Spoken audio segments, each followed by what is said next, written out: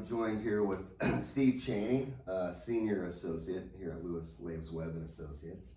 Thanks for having me, Lewis. You're welcome. Good morning, Steve. And we want to talk today about election feelings, election stress, election frustrations, anger, shame, helplessness, hopelessness, all these big feelings that tend to come up. I know I'm hearing a lot about it. I'm sure you are as well. That seems like from both sides of the political spectrum.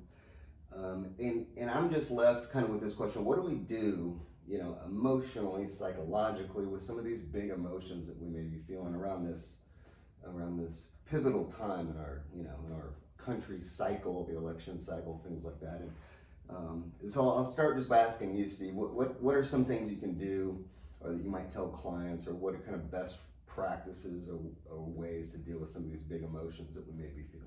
Yeah, absolutely. And that's such a great question, because that is probably the number one thing that people are like, what the heck do I do with all this rage that I'm feeling, all this anger, or even like hopelessness and sadness? So some of the things we might look into is talking about how can you productively channel that into something that is useful to you.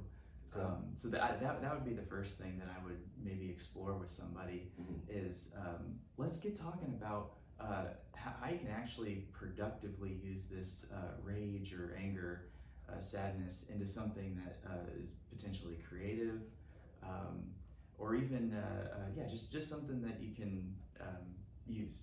Yeah. Sublimation is the word that comes to mind, which is when we take something that's either personally undesirable or socially undesirable and express it in a desirable way. Yes. So I'm thinking about being creative, working out, having deeper conversations, getting support. All advocating in different ways. All these kind of things would be examples, I guess, of kind of sublimation. Is that fair to say? Absolutely, yeah. Okay. And so the classic example of sublimation, was it something like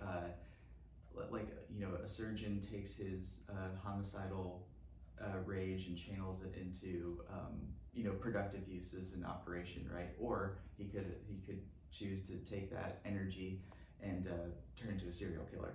Right. So I think that's the example. I also get the sense of kind of a mastery and control with it.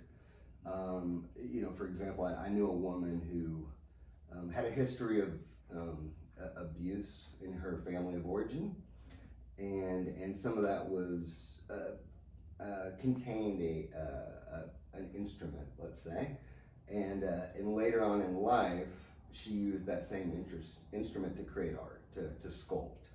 So that's an example of taking something negative, obviously turning it into something positive, kind of a mastery and control piece around how do we gain control of our environment. Specifically now, when we're talking about the election, so many things out of our control. Feels very helpless for many people. And scary and daunting. I actually really like that you bring up that control piece, because that's what a lot of this is about, is like these powerful emotions really make you feel kind of out of control, right? And especially like even like when we're consuming media, and they're portraying it like things are really getting out of control. It's getting really scary for folks, and so we sometimes lose the idea that, oh my gosh, there's actually something I can do about this. And so gotcha. Really, like, kind of going back to the first question, kind of like what do we even do with some of these powerful feelings? Something that I frequently forget is just talking about it. Like, there is something very powerful about even just putting to words some of the aggression that you might be feeling, some of the sadness. So when people start really just vocalizing that stuff, it's almost like it's very powerful. Yeah. Because then once people start really kind of naming some of these powerful feelings, they'll start to have associations of like, oh, you know what? I didn't realize I was also feeling sad, and that this reminds me a lot of my upbringing when I was feeling really powerless as a kid, and this is what this election is kind of bringing. Yeah, so it's representative of a lot. There's kind of a catharsis just in talking about it, for example. Absolutely, Yeah. yeah. What are some? I know we talked about some of these positive ways to channel it. What are examples of some negative ways, or some ways that it might show up, or you might act out on it that, in hindsight, you might go, "Ooh, wish I would have done that a little better." Oh yeah, I think one of the classic examples I think, Yeah. and is road rage. Mm, Uh, right. and Right. if you live in Austin or any kind of big city, you're pretty used to fairly aggressive drivers, and so that is almost certainly going to be one of the ways it shows up because if somebody kind of cuts you off. And then all of a sudden you have this huge reaction that's like kind of disproportionate to the event. Right.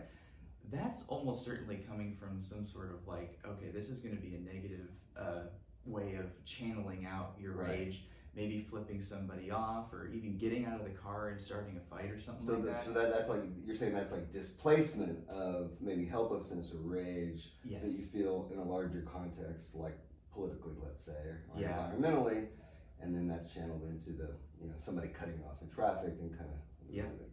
And then that's kind of where it comes out. Yeah, so. I personally tend to drive with my middle finger out the entire time.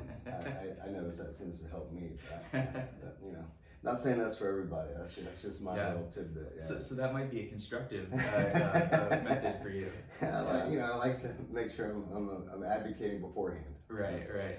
Well, and I was kind of curious. Yeah, did you have any ideas like on like what you see as negative, or like what you might hear or see?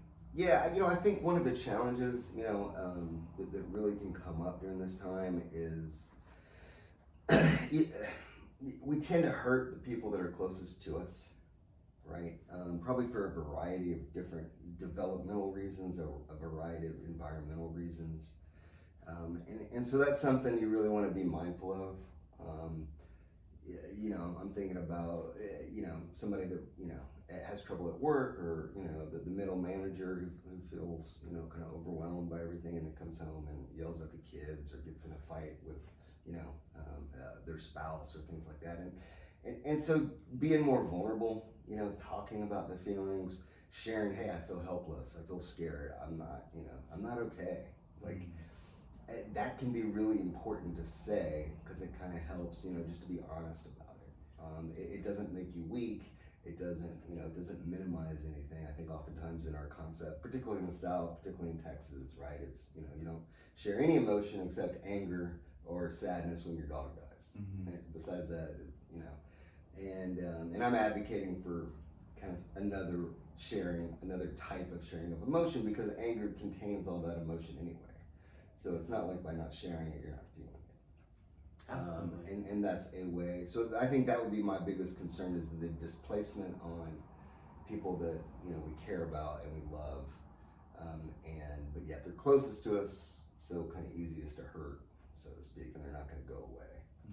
Oftentimes can be part of that idea. Now, eventually they may go away if that continues, but that's and then also just the internalization of it. So the anger, the lack, the helplessness, the frustration, I think that can kind of turn inward when we don't have a place to externalize it.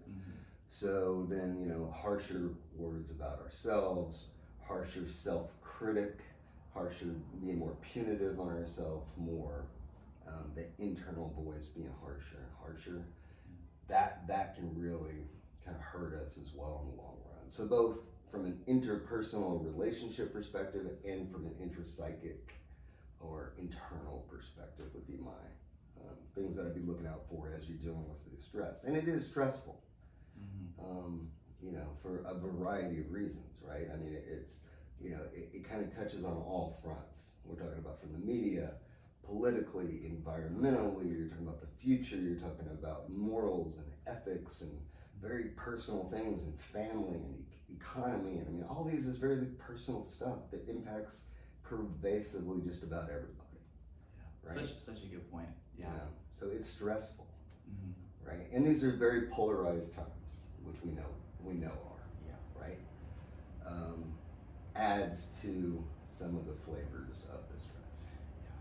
And I really, okay, so the part that you said about vulnerability, what that got me thinking about was what do we think about that as a tool of kind of maybe like a solution in kind of dealing with some of these negative feelings that we're having? Because it sounded like when you were talking about vulnerability, like that's almost a way of kind of softening and opening yourself up and saying, hey, I'm really struggling here, as opposed to the opposite, which would be, taking it out on the family or, Right.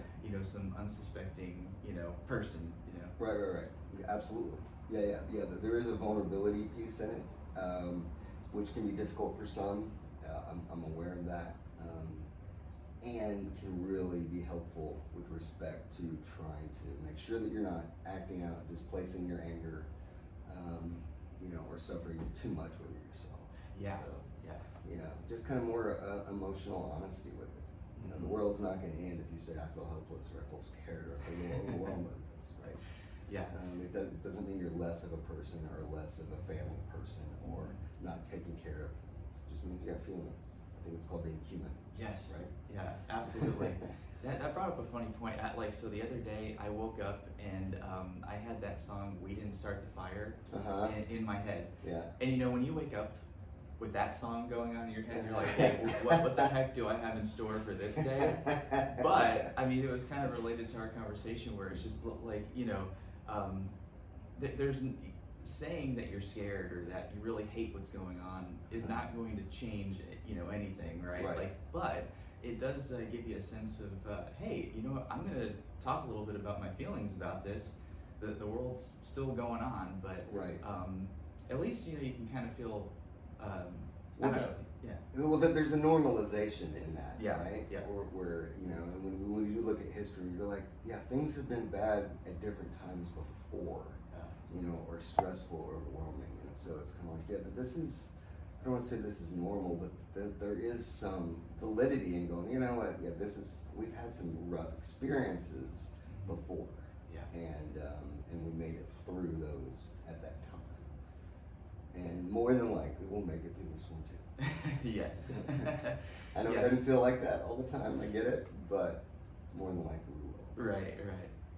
All right, well, thank you for taking time to talk about this, Yeah, Steve.